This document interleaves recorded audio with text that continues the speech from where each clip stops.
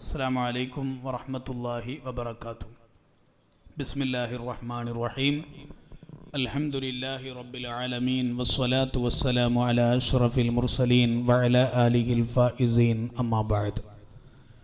റബ്ബി ഇശ്റഹ് ലി സ്വദ്രി വയസ്സിർ ലി അംരി വഹ്ലുൽ ഉഖ്ദതം മിൻ ലിസാനി യഫ്ഖഹു ഖൗലി.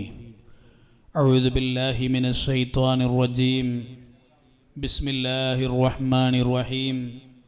يا أيها الذين آمنوا لا يسخر قوم من قوم عسى أن يكونوا خيرا منهم ولا نساء من نساء عسى أن يكن خيرا منهن صدق الله مولانا العظيم وصدق وبلغ رسوله النبي الكريم ونحن على ذلك من الشاهدين الشاكرين والحمد لله رب العالمين. പരിശുദ്ധമായ അറഫയും പെരുന്നാളും സമാഗതമാവുകയാണ്. കേരളത്തിൽ മാസം ഉറപ്പിച്ചതനുസരിച്ച് ഈ വരുന്ന വ്യാഴാഴ്ചയാണ് നമ്മുടെ ഈദുൽ അദ്ഹ ബലിപെരുന്നാൾ. അതിൻ്റെ തൊട്ട് മുമ്പ് ദുൽഹജ്ജ് 9 അറഫ ബുധനാഴ്ചയുമായിരിക്കും. ബുധനാഴ്ച പ്രത്യേകം നോമ്പെടുക്കൽ സുന്നത്തുള്ള ദിവസമാണ് എന്ന് നമുക്കറിയാം. അല്ലാഹു തൗഫീഖ് നൽകട്ടെ. പലപ്പോഴും സംഭവിക്കുന്നത് പോലെ തന്നെ ഈ പ്രാവശ്യവും സൗദി അറേബ്യയും കേരളവും തമ്മിൽ ഒരു ദിവസത്തെ വ്യത്യാസമുണ്ട്. പെരുന്നാളിൻ്റെ വിഷയത്തിലും അറഫയുടെ കാര്യങ്ങളിലൊക്കെ. അവിടെ ബുധനാഴ്ചയും ഇവിടെ വ്യാഴാഴ്ചയുമാണ് പെരുന്നാൾ. അല്ലാഹു സുബ്ഹാനഹു വ തആല പുണ്യങ്ങളൊക്കെ കരസ്ഥമാക്കാൻ നമുക്കും നമ്മുടെ കുടുംബങ്ങൾക്കൊക്കെ തൗഫീഖ് നൽകട്ടെ. ഓരോ നാട്ടിലും പിറ കാണുന്നതിനനുസരിച്ച് അതാത് നാടുകളിൽ നോമ്പും പെരുന്നാളും കൊണ്ടാടണമെന്നാണ് പരിശുദ്ധമായ ദീനുൽ ഇസ്ലാം നമ്മെ പഠിപ്പിക്കുന്നത്. മഹാനാകുന്ന സയ്യിദുന ഖുറൈബ് റളിയല്ലാഹു അൻഹു അദ്ദേഹത്തിൻ്റെ ഒരു അനുഭവം ഈ വിഷയവുമായി ബന്ധപ്പെട്ട് വ്യക്തമായ ഒരു രേഖയാണ് നമ്മെ സംബന്ധിച്ചിടത്തോളം. ഖുറൈബ് റളിയല്ലാഹു അൻഹു മഹാനവറുകൾ പറയാണ്, ഉമ്മുൽ ഫദ്ൽ ബീവി റളിയല്ലാഹു അൻഹ ആ മഹദി ഖുറൈബ് റളിയല്ലാഹു അൻഹുവിനെ പറഞ്ഞയക്കുകയാണ് ഷാമിലുള്ള മുആവിയ റളിയല്ലാഹു അൻഹുവിൻ്റെ അടുത്തേക്ക്. അപ്പോൾ ഖുറൈബ് റളിയല്ലാഹു അൻഹു ഷാമിലുള്ള മുആവിയ റളിയല്ലാഹു അൻഹുവിൻ്റെ അടുത്തേക്ക് പോവുകയാണ്. അങ്ങനെ അദ്ദേഹം ഷാമിലെത്തിയപ്പോൾ ഫറഅയ്നൽ ഹിലാല ലൈലത്തുൽ ജുമുഅ, അവിടെ മാസം കണ്ടത് ജുമുഅന്റെ രാവിലായിരുന്നു. എന്ന് പറഞ്ഞാൽ വ്യാഴാഴ്ച അസ്തമിച്ച രാത്രി വെള്ളിയാഴ്ച രാവിലാണ് മാസം കണ്ടത്. അങ്ങനെ ആ മാസത്തിൻ്റെ അവസാന സമയത്ത് ഖുറൈബ് റളിയല്ലാഹു അൻഹു പറയാണ്, ഞാൻ പിന്നെ മദീനയിലേക്ക് യാത്ര പോയി. ഷാമിൽ മാസം കണ്ടത് വെള്ളിയാഴ്ച രാവിലായിരുന്നു. അങ്ങനെ ആ മാസത്തിൻ്റെ അവസാന ഘട്ടത്തിൽ ഞാൻ മദീനയിലേക്ക് യാത്ര പോവുകയാണ്. അങ്ങനെ മദീനയിലേക്ക് ഞാൻ എത്തി. കൂട്ടത്തിൽ മഹാനാകുന്ന സഹാബി വര്യർ സയ്യിദുന അബ്ദുല്ലാഹി ഇബ്നു അബ്ബാസ് റളിയല്ലാഹു അൻഹു അവിടെ നിൽക്കുന്നുണ്ട്. അദ്ദേഹത്തിൻ്റെ അടുത്ത് പോയി മുസാഫഹത്ത് ചെയ്ത് സലാം പറഞ്ഞ് സംസാരിച്ചപ്പോൾ എന്നോട് അദ്ദേഹം ചോദിച്ചു, മതാ റഅയ്തുമുൽ ഹിലാൽ, നിങ്ങൾ എന്നാ മാസം കണ്ടത് എന്ന് ചോദിച്ചു. അപ്പൊ മഹാനാകുന്ന ഖുറൈബ് റളിയല്ലാഹു അൻഹു പറഞ്ഞു, റഅയ്നാഹു ലൈലത്തുൽ ജുമുഅ, ഷാമിൽ നമ്മൾ കണ്ടത് വെള്ളിയാഴ്ച രാവിലായിരുന്നു. ആ ജുമുഅന്റെ രാവ് വെള്ളിയാഴ്ച രാവിലായിരുന്നു. ഉടനെ ബഹുമാനപ്പെട്ട ഇബ്നു അബ്ബാസ് റളിയല്ലാഹു അൻഹു പറഞ്ഞു, ലാക്കിൻ റഅയ്നാഹു ലൈലത്തസ് സബ്ത്, ഞങ്ങൾ ശനിയാഴ്ച രാവിലാണ് കണ്ടത്, അഥവാ വെള്ളിയാഴ്ച അസ്തമിച്ച രാവിലാണ് ഞങ്ങൾ കണ്ടത്. അപ്പോൾ ഒരു സ്ഥലത്ത് ഷാമിൽ കണ്ടത് വ്യാഴാഴ്ച അസ്തമിച്ച രാത്രി, അത് വെള്ളിയാഴ്ച രാവിന്. മറ്റേ സ്ഥലത്ത് കണ്ടതോ മദീനയിൽ കണ്ടതോ ശനിയാഴ്ച രാവിന്. രണ്ടും രണ്ട് രാജ്യങ്ങൾ, രണ്ട് സ്ഥലത്ത് രണ്ട് രൂപത്തിലാണ് മാസം കണ്ടത്. അപ്പോൾ ഉടനെ ഖുറൈബ് റളിയല്ലാഹു അൻഹു പറയാണ്, ഞാൻ ചോദിച്ചു, അലാ തക്ഫി ബി റുഇയത്തി മുആവിയ വസിയാമി, അവിടെ ഷാമിൽ മുആവിയ റളിയല്ലാഹു അൻഹു മാസം കണ്ടതനുസരിച്ച് അവർ നോമ്പെടുത്തതനുസരിച്ച് നിങ്ങൾക്കും എടുത്തുകൂടായിരുന്നില്ലേ? അതങ്ങ് പിമ്പറ്റി പോയാൽ പോരായിരുന്നില്ലേ? അപ്പോഴാണ് ബഹുമാനപ്പെട്ട സ്വഹാബി വര്യനാകുന്ന അബ്ദുല്ലാഹി ഇബ്നു അബ്ബാസ് റളിയല്ലാഹു അൻഹു പറയണില്ല, അതെങ്ങനെ നടക്കുക? അത് പറ്റൂല. ഹാകദാ അമറനാ റസൂലുള്ളാഹി സ്വല്ലല്ലാഹു അലൈഹി വസല്ലം, ഇങ്ങനെയല്ലേ മുത്തുനബി സല്ലല്ലാഹു അലൈഹി വസല്ലമ തങ്ങൾ നമ്മളെ പഠിപ്പിച്ചത് ഈ ഹദീസ് ഇമാം മുസ്ലിം റിപ്പോർട്ട് ചെയ്യുന്ന ഹദീസാണ്. ഇനി ഇൻഷാ അല്ലാഹ് ബുധനാഴ്ച അറഫ വരും നമ്മുടെ നാട്ടിൽ.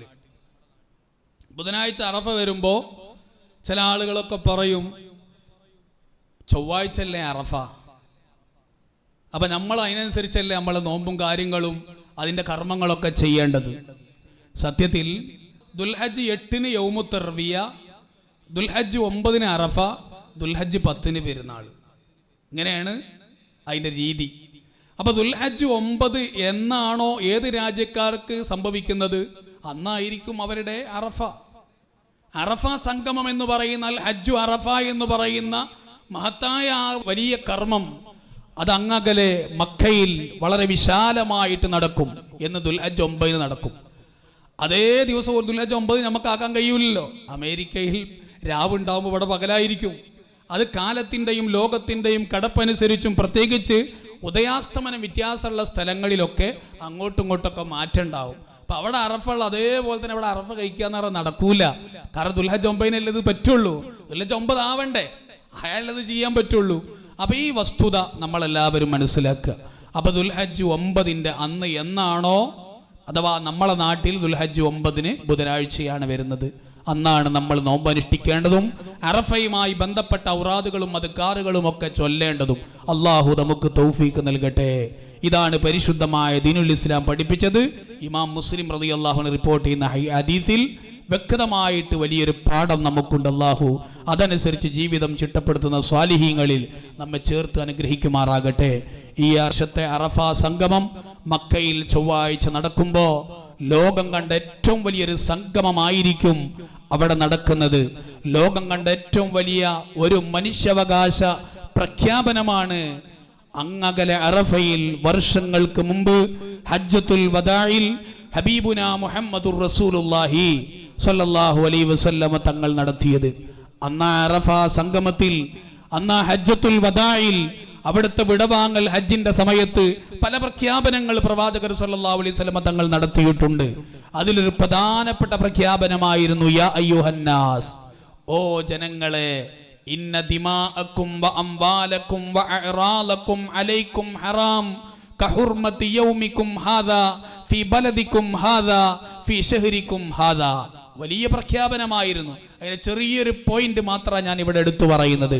ഓ ജനങ്ങളെ, സഹാബത്തിനെ മുൻനിർത്തി അള്ളാന്റെ ഹബീബ് പ്രഖ്യാപിച്ചത് ഇന്ന ദിമാഅക്കും വ അംവാലക്കും വ അഅറാലക്കും, നിങ്ങളുടെ ജീവനും അതുപോലെ തന്നെ സമ്പത്തും അതുപോലെ മാനവും എല്ലാം അഭിമാനവുമെല്ലാം വളരെ പവിത്രമാണ്. ഒരാളെയും ആക്രമിക്കാനോ കൊല ചെയ്യാനോ ഒരിക്കലും ഒരാൾക്കും അവകാശമില്ല, അധികാരമില്ല. അതുപോലെ തന്നെ മറ്റൊരാളുടെ സ്വത്തിനെ അപഹരിക്കാനോ ഒരാൾക്ക് അവകാശവും അധികാരവുമില്ല.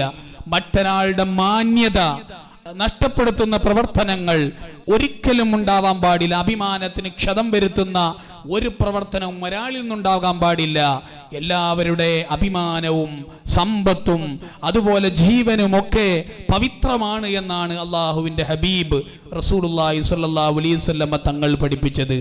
ലോകത്ത് ജീവനും സ്വത്തിനുമൊക്കെ സംരക്ഷണം നൽകണമെന്ന് ധാരാളം പ്രഖ്യാപനങ്ങൾ നടക്കുന്നുണ്ടെങ്കിലും ഒരു പടി കൂടി കടന്നുകൊണ്ടാണ് അള്ളാന്റെ ഹബീബ് റസൂലുള്ളാഹി സ്വല്ലല്ലാഹു അലൈഹി വസല്ലമ തങ്ങൾ പ്രഖ്യാപിച്ചത്, മനുഷ്യന്റെ അഭിമാനത്തിനും സംരക്ഷണം നൽകണം, ഒരാളുടെയും അഭിമാനം നഷ്ടപ്പെടുത്താൻ പാടില്ല. യാ അയ്യുഹല്ലദീന ആമനു ലാ യസ്ഖർ ഖൗമും മിൻ ഖൗമിൻ അസാ അൻ യകൂനു ഖൈറൻ മിൻഹും. ഒരാളെയും പരിഹസിക്കാൻ പാടില്ല. ഇന്ന് ട്രോൾ എന്ന കാലമാണ് അല്ലേ? ഇന്ന് ട്രോളന്മാരുടെ ഒരു ലോകമാണ്. ഇതൊരിക്കലും ഇസ്ലാം അനുവദിക്കുന്നില്ല. മറ്റുള്ളവരെ ട്രോളുക, മറ്റുള്ളവരെ പരിഹസിക്കുക, മറ്റുള്ളവരെ കുറ്റം പറയുക, അതൊരിക്കലും ചെയ്യാൻ പാടില്ല എന്നാണ് വിശുദ്ധമായ ഖുർആൻ പറയുന്നത്. കാരണം മറ്റുള്ളവന്റെ അഭിമാനത്തിന് ക്ഷതം വരുത്തും, അതൊരിക്കലും ഉണ്ടാവാൻ പാടില്ല. അത് ഈ ഒരു പ്രഖ്യാപനം അള്ളാന്റെ ഹബീബ് ഹജ്ജത്തുൽ വദാഇൽ വെച്ച് പ്രഖ്യാപിച്ചതാണ്. ഏറ്റവും കൂടുതൽ നരകത്തിൽ നിന്ന് ആളുകളെ മോചിപ്പിക്കുന്നതും അറഫയുടെ അന്ന് തന്നെയാണ്. അപ്പൊ ഹജ്ജാജിമാരെ മാത്രമല്ല നരകത്തിൽ നിന്ന് മോചിപ്പിക്കുക, അറഫയുടെ ആ ദിവസം, ദുൽഹജ്ജ് 9-ന്റെ ദിവസം, വളരെ പവിത്രമായ ആ ദിനത്തിൽ ഒരു മനുഷ്യൻ ഇബാദത്ത് കൊണ്ട് കൂടുമ്പോൾ അവൻക്കതിലൂടെ നേടിയെടുക്കാൻ കഴിയുന്ന നരകമോചനമാണ്. ആ ദിവസത്തെ പ്രാർത്ഥനയ്ക്ക് ഏറ്റവും ഉത്തരവുമുണ്ട്. ഒരു ഹദീസാണ്. ഏറ്റവും പുണ്യമായ പ്രാർത്ഥന അത് അറഫയുടെ അന്നത്തെ പ്രാർത്ഥനയാണ്. അപ്പൊ ദുൽഹജ്ജ് 9 ബുധനാഴ്ച നമ്മെ സംബന്ധിച്ചിടത്തോളം പ്രാർത്ഥനയുടെ ദിവസമാണ്. നബി സല്ലല്ലാഹു അലൈഹി വസല്ലം തങ്ങൾ പറഞ്ഞു, വഖൈറു മാ ഖുൽതു അനാ വന്നബിയൂന മിൻ ഖബ്ലി, ഞാനും എൻ്റെ പൂർവികരാകുന്ന എല്ലാ പ്രവാചകന്മാരും പ്രാർത്ഥിച്ചൊരു പ്രാർത്ഥന, ലാ ഇലാഹ ഇല്ലല്ലാഹു വഹ്ദഹു ലാ ശരീക ല. ആ ചൊല്ലിയ ഒരു ദിക്ർ, മുത്തുനബിയും മുൻഗാമികളൊക്കെ ചൊല്ലിയ ദിക്ർ എന്താണ്? ലാ ഇലാഹ ഇല്ലല്ലാഹു വഹ്ദഹു ലാ ശരീക ല ലഹുൽ മുൽക്കു വലഹുൽ ഹംദു യുഹ്യി വയുമീതു വഹുവ അലാ കുല്ലി ഷൈഇൻ ഖദീർ. ഈ ദിക്ർ ധാരാളം അറഫയുടെ ദിവസം ചൊല്ലല് പ്രത്യേകം പുണ്യമുള്ള ദിക്റാണ്. അത് ധാരാളം നമ്മളൊക്കെ സാധാരണ എല്ലാവർക്കും മനപ്പാടമുള്ള ഒരു ദിക്റാണ്. ആ ദിക്ർ വർദ്ധിപ്പിക്കുക. നബി സല്ലല്ലാഹു അലൈഹി വസല്ലം തങ്ങൾ പറഞ്ഞു, മാമി യൗമിൻ അക്സറ മിൻ അൻ യുഅതിഖല്ലാഹു ഫീ അബദൻ മിനൻ നാർ മി യൗമി അറഫ. അല്ലാഹു തആല നരകത്തിൽ നിന്ന് ഏറ്റവും കൂടുതൽ ആളുകളെ മോചിപ്പിക്കുന്നത്, ഏറ്റവും ജനങ്ങളെ നരകത്തിൽ നിന്ന് മോചിപ്പിക്കുന്നത് എന്നാണ് അറഫാ ദിവസമാണ്. അറഫാ ദിവസം കോടാനുകോടി ആളുകളെ നരകത്തിൽ നിന്ന് മോചിപ്പിക്കുമെന്ന് ഹബീബുന മുഹമ്മദുർ റസൂലുള്ളാഹി സ്വല്ലല്ലാഹു അലൈഹി വസല്ലം തങ്ങൾ പഠിപ്പിക്കുകയാണ്. അതോടുകൂടെ മലായിക്കത്തുകളുടെ ഇടയിൽ വെച്ച് അള്ളാഹു അഭിമാനം കൊള്ളുമത്രേ, കണ്ടില്ലേ എൻ്റെ അടിമകൾ, അവർ വലിയ പ്രതിഫലം ലഭിച്ചവരാണ്, എൻ്റെ അടിമകളുടെ പാപങ്ങളൊക്കെ ഞാൻ പുറത്തു കൊടുത്തിരിക്കുന്നു എന്ന് അറഫയുടെ അന്ന് പറയുമത്രേ അല്ലാഹു തആല മലായിക്കത്തുകളുടെ ഇടയിൽ. ആ കാഴ്ച ഇബ്ലീസിന് വല്ലാത്ത ഇടങ്ങറാക്കുന്ന, ഇബ്ലീസിന് ഏറ്റവും ഷോക്ക് അടിക്കുന്ന ഒരു ദിവസമാണ് അന്ന്. ഇബ്ലീസിന് വല്ലാതെ പ്രയാസമുണ്ടാകുന്ന ദിവസമാണ് ആ അറഫയുടെ ദിവസം. ഇബ്ലീസ് ഏറ്റവും കൂടുതൽ പൊട്ടിക്കരയുകയും നിന്ദ്യനാവുകയും ചെയ്യുന്നു. പിശാച് ഏറ്റവും കൂടുതൽ നിന്ദ്യനാവുന്നു, അവൻ കൊച്ചാകുന്നു, അവൻ നിസ്സാരവൽക്കരിക്കപ്പെടുന്നു, അവൻക്ക് ഏറ്റവും കോപമുണ്ടാകുന്ന ദിവസവും ഈ അറഫയുടെ ദിവസമാണ്. കാരണം ജനങ്ങളങ്ങനെ നരകത്തിന് മോചിപ്പിക്കുക, എത്രയും ദിവസം എടുത്ത പണി അത് വെറുതാവുമല്ലേ? കാരണം ഈ ഒരു വർഷത്തോളം ഇബ്ലീസ് കെണിഞ്ഞ് മനുഷ്യന്മാരെ തിന്മയിലേക്ക് കൊണ്ടുപോയി അവനെ നരകത്തിൽ ചാടിക്കാൾ എല്ലാ സെറ്റപ്പുമായി. അങ്ങനെ ആ മനുഷ്യൻ നരകത്തിലേക്ക് അങ്ങ് ചാടുമെന്നൊരു അവസ്ഥയിലെത്തിയപ്പോ അറഫയുടെ ദിവസം അവൻ പ്രാർത്ഥിച്ചുകൊണ്ട് അല്ലാഹുവിലേക്ക് തൗബ ചെയ്ത് അവൻ മടങ്ങുമ്പോൾ അല്ലാഹു തആല അവനെ നരകത്തിൽ നിന്ന് മോചിപ്പിച്ച് സ്വർഗത്തിലേക്ക് മാറ്റുകയാണ്. ഇബ്ലീസിന് കാഴ്ച കണ്ടിട്ട് വല്ലാതെ പ്രയാസമായിട്ട് ഫജഅല യഅ്തു അലാ റഅസി, അവൻ മണ്ണ് വാരി തലയിലിടുമത്രേ. വയദഉ ബിൽ വൈലി വസ്സുബൂർ, നാശമേ നഷ്ടമേ എന്ന് പറഞ്ഞ് ഇബ്ലീസ് വിലപിക്കുകയും പൊട്ടിക്കരയുകയും ചെയ്യുമെന്ന് ഹബീബുന മുഹമ്മദുർ റസൂലുള്ളാഹി സ്വല്ലല്ലാഹു അലൈഹി വസല്ലം തങ്ങൾ പഠിപ്പിക്കുകയാണ്. ഈ അറഫയുടെ നന്മകൾ ഹാജിമാർക്ക് മാത്രം കിട്ടുന്ന നന്മയല്ല, നമുക്കെല്ലാവർക്കും ആ നന്മ ഉണ്ട്. മുത്തുനബി സല്ലല്ലാഹു അലൈഹി വസല്ലം തങ്ങൾ പ്രാർത്ഥിച്ചത് കണ്ടില്ലേ? അല്ലാഹുമ്മ ഗ്ഫിർ ലിൽ ഹാജ്, അല്ലാഹുവേ ഹാജിക്ക് നീ പുറത്തു കൊടുക്കണേ അല്ലാ. ഹാജി വലിയ ഭാഗ്യവാനാണ്, ഹജ്ജുമമാരൊക്കെ വലിയ ഭാഗ്യവതികളാണ്, അവർക്ക് നീ പുറത്തു കൊടുക്കണേ അല്ലാ. വലിമൻ ഇസ്തഗ്ഫറ ലഹുൽ ഹാജ്, ഹാജിയർ പൊറുക്കലിനെ തേടുന്ന ആരൊക്കെ ഉണ്ടോ അവർക്കും പടച്ചോനെ നീ പുറത്തു കൊടുക്കണേ. അതാണ് ഈ ഹജ്ജിന് പോകുന്ന ആളുകളോടൊക്കെ നമ്മൾ ദുആ വസിയത്ത് ചെയ്യുന്നത്. നമുക്ക് വേണ്ടി ദ്വാരക്കണം കേട്ടോ, നിങ്ങൾ ഈ ഭാഗ്യം കിട്ടിയ ആളാണ്. എല്ലാ കൊല്ലം ഹജ്ജിന് പോകുന്ന എത്ര ആൾക്കാരുണ്ട് നമ്മുടെ നാട്ടിൽ? മാഷാ അല്ലാ, അപൂർവം ചില ആളുകൾക്ക് ഭാഗ്യം കിട്ടി. പഴയ കാലത്തൊക്കെ 40 ഹജ്ജ് ചെയ്ത ആളുകളൊക്കെ ഉണ്ട്. അങ്ങനെ ഹജ്ജിന് പോകുന്ന ആളുകളോട് നമ്മൾ ദുആ ചെയ്യാൻ വേണ്ടി വസിയത്ത് ചെയ്യുന്നു. എന്തുകൊണ്ട്? വലിമൻ ഇസ്തഗ്ഫറ ലഹുൽ ഹാജ്, ഹാജി ദുആ ചെയ്യുന്നവർക്കും അല്ലാഹു തആല പുറത്തു കൊടുക്കും, ഹാജി പൊറുക്കലിനെ തേടുന്നവർക്കും അല്ലാഹു തആല പുറത്തു കൊടുക്കും. മറ്റൊരു സംഭവത്തിൽ ഇതുമായി ബന്ധപ്പെട്ട് പറയുന്നുണ്ട്, സുമ്മ തുഫറഖുൽ മഗ്ഫിറതു ഫിൽ അർദ് ഫതഖു അലാ കുല്ലി തായിബ്, തൗബ ചെയ്യുന്ന ആരൊക്കെയുണ്ടോ അവരുടെ ഒക്കെ തൗബ അല്ലാഹു തആല സ്വീകരിക്കും. അതുകൊണ്ട് നമ്മൾ ആ ഭാഗ്യം ശ്രദ്ധിച്ചവരാവണം. അല്ലാഹു തൗഫീഖ് നൽകട്ടെ.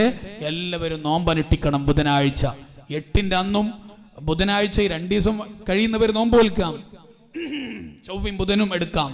കാരണം യൗമുത്ത് തർവിയത്തിന് നോമ്പെടുക്കൽ സുന്നത്തുണ്ട്, കഴിയുന്നവർ അങ്ങനെ എടുക്കുക. എന്തായാലും ചൊവ്വാഴ്ച കഴിഞ്ഞ് ബുധനാഴ്ച ദിവസം 9-ന്റെ അന്ന് നിർബന്ധമായിട്ടും നമ്മൾ നാട്ടിലുള്ളവർ നോമ്പനുഷ്ഠിക്കണം. നബി സല്ലല്ലാഹു അലൈഹി വസല്ലം തങ്ങളോട് അറഫന്റെ നോമ്പിനെ കുറിച്ചൊരു ചോദ്യം ഉണ്ടായി. ആ സമയത്ത് നബി സല്ലല്ലാഹു അലൈഹി വസല്ലം തങ്ങൾ പറഞ്ഞ മറുപടി, യുകഫിറു സനതൽ മാളിയ, കഴിഞ്ഞ കൊല്ലത്തെ ദോഷം അല്ലാഹു തആല പുറത്തു കൊടുക്കും. അതുപോലെ വൽ ബാഖിയ, വരാനിരിക്കുന്ന കൊല്ലത്തെ ദോഷവും പുറത്തു കൊടുക്കും. അപ്പൊ 2 കൊല്ലത്തെ ദോഷം പൊറുക്കും. ഈ ഹദീസ് വിശദീകരിച്ച് ഇബ്നു അബ്ബാസ് റളിയല്ലാഹു അൻഹു പറയുന്നു, ആ മനുഷ്യന് ആയുസ് ഒരു കൊല്ലം കൂടി കിട്ടും. ആയുസ് ഒരു കൊല്ലം കൂടി കിട്ടും. അറഫ നോമ്പ് നോറ്റാള് ഏതായാലും ആയുസിന് പൂതിയെക്കുന്ന ആൾക്കാരാണ് എല്ലാവരും. അപ്പൊ ഒരു കൊല്ലം കൂടി ആയുസ് കൂടി കിട്ടും. എന്താണ് നബി സല്ലല്ലാഹു അലൈഹി വസല്ലം തങ്ങൾ പറഞ്ഞത്? കഴിഞ്ഞ കൊല്ലത്തെ ദോഷം പൊറുക്കും, വരാനിരിക്കുന്ന കൊല്ലത്തെ ദോഷം പൊറുക്കും. വരാനിരിക്കുന്ന കൊല്ലത്തെ ദോഷം പൊറുക്കണമെങ്കിൽ ആള് വരാനിരിക്കുന്ന കൊല്ലം ഉണ്ടാവണ്ടേ? അപ്പൊ ആ മനുഷ്യന്റെ 2 കൊല്ലത്തെ പാപം പൊറുക്കുന്നത് കൊണ്ട് അവൻ 1 വർഷം കൂടി ആയുസ് നീട്ടിക്കൊടുക്കും, അവന്റെ ആ നോമ്പ് കബൂൽ ചെയ്താൽ എന്ന് മഹാനാകുന്ന സ്വഹാബി വര്യർ അബ്ദുല്ലാഹി ഇബ്നു അബ്ബാസ് റളിയല്ലാഹു അൻഹു പറയുകയാണ്. അതോടുകൂടെ ദുൽഹജ്ജ് 9 അന്ന് അറഫ ആ സുബഹി മുതൽ തക്ബീർ ചൊല്ലൽ സുന്നത്തുണ്ട്. നിസ്കാരം കഴിഞ്ഞ് സലാം വീട്ടി സുബഹി 9 അറഫ അഥവാ ബുധനാഴ്ച, നമ്മളെ നാട്ടിൽ ബുധനാഴ്ച സുബഹി നിസ്കാരം കഴിഞ്ഞ് സലാം വീട്ടി ഉടനെ തക്ബീർ ചൊല്ലൽ സുന്നത്തുണ്ട്. മിൻ സുബഹി യൗമി അറഫ, അറഫന്റെ സുബഹി മുതൽ ഇലാ അസ്രി ആഖിരി അയ്യാമി തശ്രീഖ്, ദുൽഹജ്ജ് പെരുന്നാൾ അസർ വരെ 11, 12, 13 4 പെരുന്നാൾ അസർ വരെ അവനക്ക് തക്ബീർ ചൊല്ലൽ സുന്നത്തുണ്ട്. ഈ തക്ബീർ എപ്പോൾ ചൊല്ലുന്ന തക്ബീറാണ്? ഇത് മുഖയ്യദായ തക്ബീർ എന്ന് പറയും. അഥവാ ഫർദ് നിസ്കാരം കഴിഞ്ഞ് സലാം വീട്ടിയ ഉടനെ ചൊല്ലുന്ന അഖിബ സ്വലാത്തി, നിസ്കാരം കഴിഞ്ഞ ഉടനെ ചൊല്ലുന്ന തക്ബീറാണ്. ഈ തക്ബീർ എല്ലാവരും ചൊല്ലണം. ആണും ചൊല്ലണം, പെണ്ണും ചൊല്ലണം. എല്ലാ സ്ത്രീകളും പുരുഷന്മാരും ഒക്കെ ചൊല്ലിടുന്ന തക്ബീറാണ്. എല്ലാവരും ചൊല്ലണം. അപ്പൊ സുബഹി മുതൽ തുടങ്ങും അറഫന്റെ അന്ന് 4 പെരുന്നാളിന്റെ അസർ നിസ്കാരം വരെ അതിന് സമയമുണ്ട്. അതേപോലെ തന്നെ 2 പെരുന്നാളിന്, വലിയൊരുനാളാവട്ടെ ചെറിയ പെരുന്നാളാവട്ടെ, പെരുന്നാളിന്റെ രാവ് മുതൽ മഗ്രിബ് മുതൽ ഇമാമ് പെരുന്നാൾ നിസ്കാരത്തിന് മിഹ്റാബിലേക്ക് പ്രവേശിക്കുന്ന ആ ഒരു സമയമുണ്ടല്ലോ, ആ പെരുന്നാൾ നിസ്കാരത്തിന്റെ ആ ടൈം വരെ ചൊല്ലൽ സുന്നത്തുണ്ട്. അതെപ്പോഴും ചൊല്ലാം. നമ്മൾ മഗ്രിബ് മുതൽ പെരുന്നാളിന്റെ തലേന്ന് ആ മഗ്രിബ് മുതൽ ചൊല്ലിക്കൊണ്ടിരിക്കുമല്ലോ, ആ തക്ബീർ പെരുന്നാൾ നിസ്കാരം വരെ അത് ചൊല്ലൽ പ്രത്യേകം സുന്നത്തുണ്ട്. അതുപോലെ വഫി അശ്രി ദിൽഹിജ്ജ ഹീന യറാ ശൈഅൻ മിൻ ബഹീമത്തിൽ അൻആം ഔ യസ്മഉ സൗതഹ, ദുൽഹജ്ജ് 10 വരെ ബലിമൃഗങ്ങളെ കാണുകയോ അതിന്റെ ശബ്ദം കേൾക്കുകയോ ചെയ്താൽ, പോത്തുകളൊക്കെ അകർന്ന ശബ്ദം കേൾക്കും, ആ ശബ്ദം കേട്ട് കഴിഞ്ഞാൽ അതിനെ കാണുക, കേൾക്കുക, അതിന്റെ ശബ്ദം കേൾക്കുക, ആ സമയത്തും നമ്മൾ തക്ബീർ ചൊല്ലൽ സുന്നത്തുണ്ട് എന്ന് മഹാന്മാരാകുന്ന പണ്ഡിത ലോകം നമ്മെ പഠിപ്പിക്കുകയാണ്. ഇത്തരം നന്മകളൊക്കെ പഠിച്ചു ജീവിതത്തിൽ പകർത്തുന്ന സ്വാലിഹീങ്ങളിൽ അള്ളാഹു നമ്മയും നമ്മുടെ കുടുംബങ്ങളെയും ചേർത്ത് അനുഗ്രഹിക്കുമാറാകട്ടെ.